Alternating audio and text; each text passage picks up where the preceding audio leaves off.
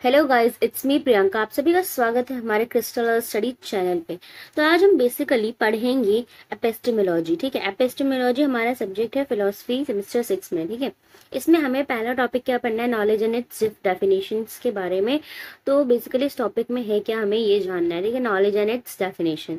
Mainly अब यहाँ पे कितने टॉपिक पढ़ेंगे, यहाँ पे हमारा 5 हमें टॉपिक दिया हुआ है कि पहला आता है, इसके अंदर ये टाइप ऑफ नॉलेज। ठीक है, नॉलेज पहले पता होना चाहिए टाइप ऑफ नॉलेज पढ़ने के लिए। देन ट्रुथ एंड बिलीफ पता होना चाहिए। Knowledge versus merely getting eight right हम ये पढ़ेंगे। द प्रॉब्लम ऑफ क्राइटेरियन पढ़ेंगे। Is knowledge justified true belief. तो हम ये 5 टॉपिक इसमें कवर करेंगे नॉलेज एंड इट्स डेफिनेशन के अंदर। ठीक है, आगे बढ़ते हैं।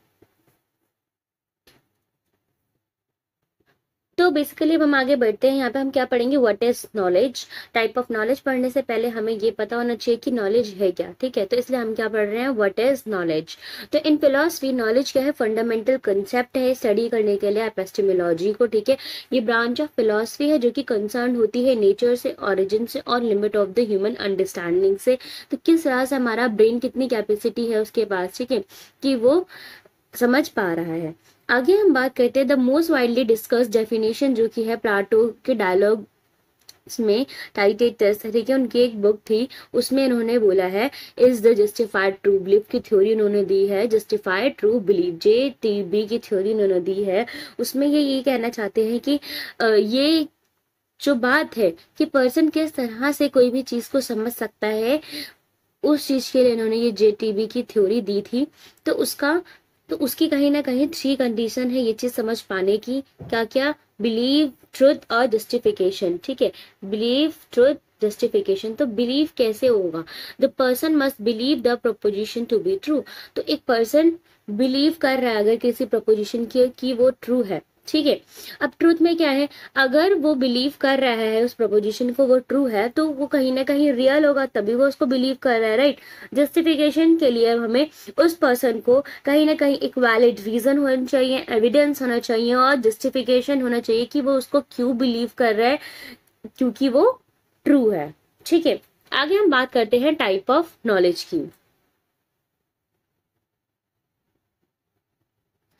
टाइप ऑफ नॉलेज में आपका 2 आता है। पहला आता है प्रोपोर्शनल नॉलेज, सेकेंड आता है आपका एबिलिटी नॉलेज। प्रोपोर्शनल नॉलेज में क्या आएगा, नोइंग दैट। ठीक है, तो किसी चीज को जानना जो कि पहले से ही है। ठीक है, कहीं ना कहीं वो एक फैक्ट होगा और इंफॉर्मेशन होगी। एबिलिटी नॉलेज में क्या होता है, नोइंग हाउ। ठीक है, प्रोपोर्शन में क्या है, नोइंग दैट। एबिलिटी में क्या है, नोइंग हाउ। आगे हम बात करते हैं प्रोपोर्शनल नॉलेज में। तो प्रोपोर्शनल नॉलेज में बेसिकली नॉलेज किस चीज की हो रही होती है, हमें फैक्ट की हो रही होती है और इंफॉर्मेशन की हो रही होती है। जैसे कि पेरिस कैपिटल है फ्रांस की, 2+2 4 होता है। ठीक है, water boils at 100 degree Celsius. ठीक है, तो ये कहीं ना कहीं एग्जाम्पल्स है किसका, प्रोपोर्शनल नॉलेज का। You know these things because, हम इस चीज को जानते हैं क्यों, क्योंकि ये ट्रू स्टेटमेंट है। ठीक है, जो कि हमें अंडरस्टैंड करनी पड़ेगी। एबिलिटी नॉलेज क्या होती है, नोइंग हाउ। जैसे कि ये जो नॉलेज है ये हमारे स्किल्स पे, हमारी एबिलिटी पे होती है। ठीक है, इसके एग्जाम्पल क्या है, knowing how to swim, ride a bike और प्ले द पियानो। ठीक है, तो ये कहीं ना कहीं हमारे अंदर स्किल्स होगी, हमारे अंदर एबिलिटी होगी, तभी हमें पता है कि हम लोग स्विम कर सकते हैं, राइड कर सकते हैं बाइसाइकिल को और हमें पियानो बजाना आता है। तो इसके लिए कहीं ना कहीं स्किल की जरूरत पड़ती है। You may not able to explain, हम इस चीज को हो सकता है कि एक्सप्लेन ना कर पाए, लेकिन हमें पता है कि किस तरह से स्विमिंग करनी है, किस तरह से राइडिंग करनी है, और हम लोग ये चीज कर भी पा रहे हैं। ठीक है, आगे हम बात करते हैं इसी को डिटेल में, एबिलिटी नॉलेज और वर्सेस प्रोपोर्शनल नॉलेज को ही।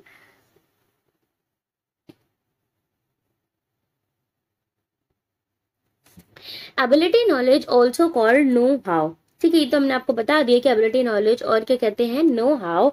ये किस पे डेवलप होती है, हमारे स्किल्स पे होती है। जैसे कि हमने एग्जांपल दिया, राइड अ बाइसाइकिल और अ बाइक और यूजिंग अ कंप्यूटर। ठीक है, तो ये कहीं ना कहीं हमारे अंदर स्किल है, हमारे अंदर एबिलिटी है, इसीलिए हम ये कर पा रहे हैं। इवन एनिमल्स में भी अगर हम देखें, एंड के पास भी इस तरह की नॉलेज होगी। ठीक है, कि किस तरह से क्लाइंब करना है वॉल पर। आगे हम बात करते हैं प्रोपोर्शनल नॉलेज में, जिसमें कि हमने आपको बताया नोइंग दैट, जिसमें कि हमें फैक्टर इंफॉर्मेशन पता चलती है। Like knowing that Paris is the capital of France. तो ये कहीं ना कहीं जो नॉलेज है वो रिक्वायर्स होती है हमारी थिंकिंग और रीजनिंग पे, which is why human have it but ant do not. तो आंट ये चीज थोड़ा मानेगी कि Paris is the capital of France, वो कोई, ठीक है, क्योंकि वो कोई ह्यूमन नहीं है, लेकिन ह्यूमन को ये बात अंडरस्टैंड करनी पड़ेगी कि Paris is the capital of France, 2+2 is 4, water boils at 100 degree Celsius, ठीक है। तो ये कहीं ना कहीं एग्जाम्पल है प्रपोर्शनल नॉलेज के, जो कि आप अपने एग्जाम्स में लिख सकते हैं। आगे हम बात करते हैं 2 basic requirement of knowledge, truth and belief. तो किसी भी नॉलेज को समझने के लिए नॉलेज का होना क्या 2 चीज मांगता है, क्या चीज, ट्रूथ और believe. To truly know something, किसी भी चीज को जानना, उस पर बिलीव करना, उस पर ट्रुथ करना, वो हमारे 2 थिंग्स मांगेगा, क्या क्या, ट्रुथ और बिलीफ। आगे हम बात करते हैं belief. You must believe that the statement is true. तो बिलीव होना चाहिए, ठीक है, कि वो स्टेटमेंट क्या है, ट्रू है, कि 2+2 4 है। तो ये हमें क्या है, ये हमें बिलीव है, क्योंकि ये एक फैक्ट है। अब हम आगे ट्रुथ की बात करते हैं। द स्टेटमेंट मस्ट और एक्चुअली बी ट्रू। तो ये 2+2 4 होता है, ये हमें बिलीव है, ठीक है, ये हमें, ये क्योंकि एक फैक्ट है। तो अब हम इस पे क्यों बिलीव कर रहे हैं, वो ट्रुथ क्यों है, क्योंकि वो स्टेटमेंट कहीं ना कहीं ट्रू है, इसीलिए हम इस पे बिलीव कर पा रहे हैं, इसीलिए वो ट्रुथ कहला रहा है, ठीक है। For example, if you know that the Paris is the capital of France, you must believe it and it must be true in reality. तो Paris is capital of France, Paris capital है France की, ठीक है, क्यों हम लोग इस पर बिलीव कर रहे हैं, क्योंकि ये सच है और ये रियलिटी है, इसीलिए हमें इस पर बिलीव करना पड़ रहा है। It explain why this 2 condition matter. तो ये हमें यही एक्सप्लेन करता है कि ये 2 कंडीशन क्यों मैटर करती है, ताकि imagine if knowledge did not require truth, अगर नॉलेज रिक्वायर नहीं कर रहा है ट्रूथ को, तो कहीं ना कहीं हम जो नॉलेज गेन कर रहे हैं, हम जो चीज समझ पा रहे हैं, वो फॉल्स भी हो सकती है। कि like the moon is made up चीज, तो क्या मून चीज से बना होता है, नहीं, no, because real knowledge means having the current information. तो क्या हम लोग ये चीज, चलो ठीक है, मान ले रहे हैं कि मून जो है वो चीज से बना हुआ है, क्या तुम्हारे पास कोई करेक्ट इन्फॉर्मेशन है इसकी, ट्रू नॉलेज है ये आपकी, नहीं, ठीक है। सिमिलरली बिलीव इज इंपॉर्टेंट, इसी तरह से जिस तरह से ट्रुथ इंपॉर्टेंट है, जिस तरह से रियल इन्फॉर्मेशन होना जरूरी है, उसी तरह से हमारा बिलीव होना भी जरूरी है। If you do not believe something, you can really say you know it, saying I know it but I do not believe it. जैसे कि आप मान सकते हैं कि सन राउंड होता है, ठीक है, लेकिन आपको ये बात बिलीव नहीं है कि हाँ सन राउंड ही है, लेकिन आप कह सकते हैं कि I know it but I do not believe it, ठीक है, मेरे को ये बात पता है लेकिन मैं इस पर बिलीव नहीं करता या नहीं करती। It would not make any sense, ठीक है, तो ये कहीं ना कहीं कोई सेंस नहीं बनाएगा। आगे हम बात करते हैं knowing versus merely getting it right.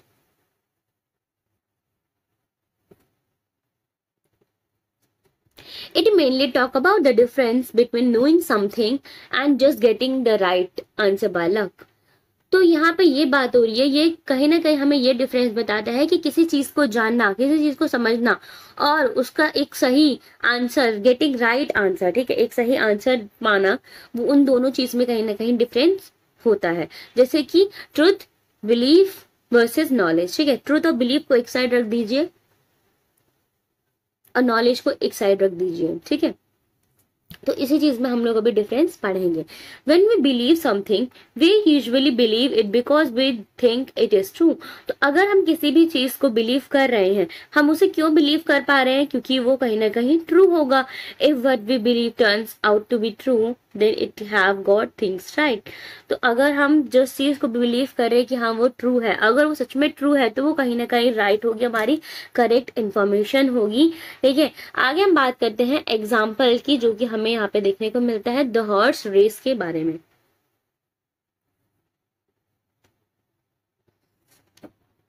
Imagine a man named Harry who believe a horse named Lucky Lass will win a race। तो यहाँ पे बात हो रही है कि एक मैन है, ठीक है, उसका नेम क्या है, हैरी है, और वो बिलीव करता है कि जो उसका हॉर्स है, उसका नाम लकी लेस है, वो ही रेस को जीतेगा।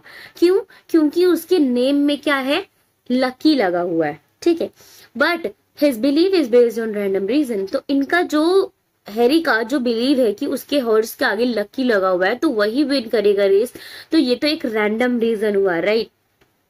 ये कोई ट्रुथ नहीं है कि लकी ही नाम है तो लकी ही रेस को विन करेगा, ठीक है। तो suppose Lucky less win the race. अब एक्चुअली होता क्या है कि सच में लकी लैस जो है वही विन कर जाता है रेस को, ठीक है। Even though Harry was right, Harry जो मैन है वो राइट था कि लकी नाम है तो लकी ही रेस को विन करेगा, बट ये जो बात है, he did not truly know the horse would win because his belief was just lucky, not based on a good reason or evidence। अब यहाँ पे ये बात हो रही है कि हैरी जो है उन्होंने सोचा कि उनका जो हॉर्स है वो जीत जाएगा रेस में क्योंकि उसका नाम लकी है, और एक्चुअली यही होता है, ठीक है।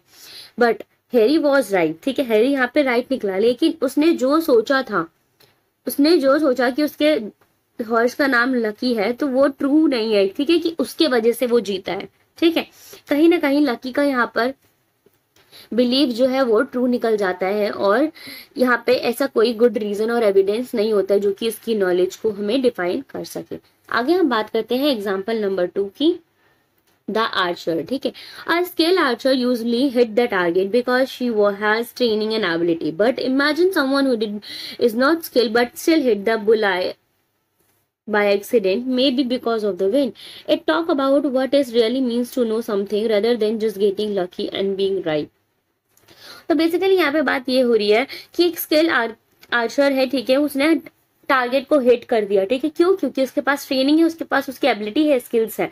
वहीं पे अगर हम एक और बात करें कि कोई ब्लाइंड है, ठीक है, और उसने भी हिट कर दिया टारगेट को, तो हो सकता है कि वो चीज विंड की वजह से हुई हो, ठीक है, जरूर, क्योंकि उसको तो इस चीज का स्किल नहीं है, ना ही कोई एबिलिटी है, ना ही उसने कोई ट्रेनिंग ले रखी है, तो उसने हिट कैसे करा? क्योंकि उसने विंड से करा। तो हम ये नहीं कह देंगे कि नहीं उसको आता था, ये हमारी नॉलेज सही है कि ही नो और she know how to do this, ठीक है।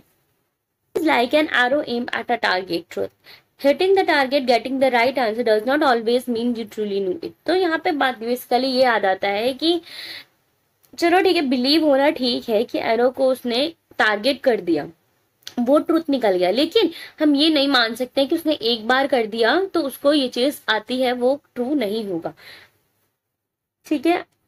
अब हम अपना नेक्स्ट टॉपिक पढ़ेंगे, the challenges for the philosopher, ठीक है। एपिस्टेमोलॉजिस्ट में किस तरह के चैलेंजेस फिलोसफर्स को देखने पड़ते हैं, ये हम अपने नेक्स्ट वीडियो में कंप्लीट करेंगे। ओके, चलिए गाइस, बाय बाय।